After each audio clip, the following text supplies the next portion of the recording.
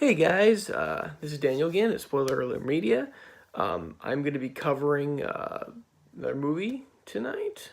I'm going to be doing Unsane.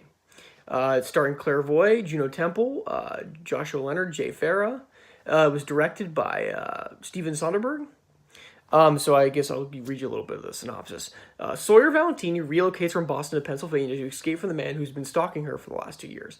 While consulting with a therapist, Valentini unwillingly signs in for a voluntary 24-hour commitment to the Highland Creek Behavioral Center. Hate when that happens. Her stay at the facility gets extended when doctors and nurses begin to question her sanity. Sawyer now believes that one of the staffers is her stalker, and she'll do whatever it takes to stay alive and fight her way out. This movie,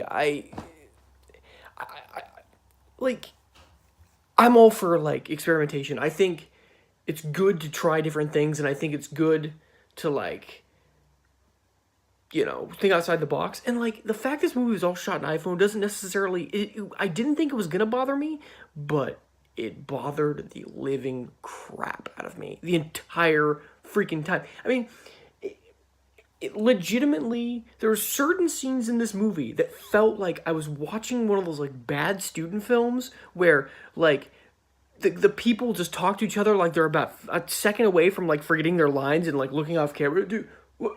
Like, there's a scene at the beginning of the movie where Claire Foy's character is walking around her office, and it's so, like, it's supposed to be, I get it, it's supposed to be kind of, like, gritty and, like, or, kind of replicate real life, but in the end, it just doesn't really, like, it just didn't do anything for me. There was just scenes that visually looked terrible because it was shot on an iPhone. Like, like,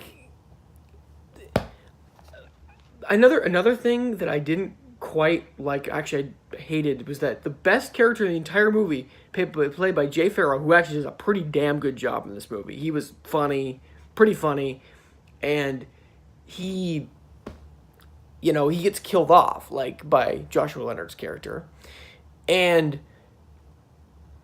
he doesn't get enough screen time. I mean, yeah, he's on there for kind of minutes, a couple minutes here and there, but I don't know. Yeah.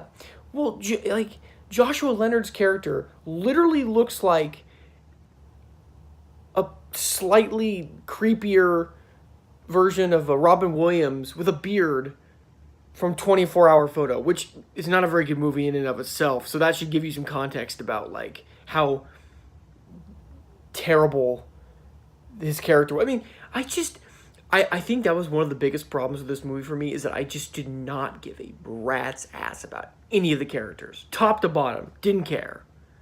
They were just terrible. I mean, I found myself just, like, being like, I don't really care about her motives. I don't really care about his motives. Like, this movie was just not very good. I mean, I really was expecting a lot, and it just, yeah. And the fact that it marketed itself like she was losing her mind and that her stalker wasn't really there, but spoiler alert, he is really there. Is it really paranoia? I mean, I'm just thinking out loud. That's just, you're just getting stalked. Just an extension of your stalking. I mean, which sucks, but it's not paranoia. He's there. Trying to think, was there any redeeming qualities to this movie? Because I'm probably sounding like a jerk right now, but I'm not pulling any punches. This movie is not very good. The music was pretty good. I would say that, the music was pretty good in a couple spots, but it was, yeah. I mean, that was one of the few redeeming things for me. Yeah, the plot was just, it didn't make a hell of a lot of sense. It was very, like, I wouldn't call it nonsensical, but it wasn't very good. I found myself just being like, oh, this needs to wrap up. Like, I do appreciate the fact the director didn't do a lot of jump scares, which he could have, but I don't know.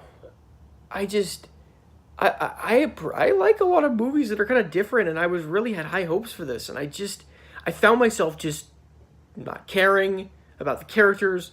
Like the story was weird, you know. And I think the thing that I'm most afraid of is that this is going to start a trend that people think that they can just, oh man, this was shot on an iPhone. Like, just because one person does it doesn't mean everybody else needs to do it. And I genuinely feel like that's kind of what I want to get at with this movie is like, the iPhone thing's interesting. It's a gimmick. But when your gimmick becomes part of the problem, at least to me, it's not a very good movie. But I don't know. I would probably give this movie like a D minus, like 2 stars.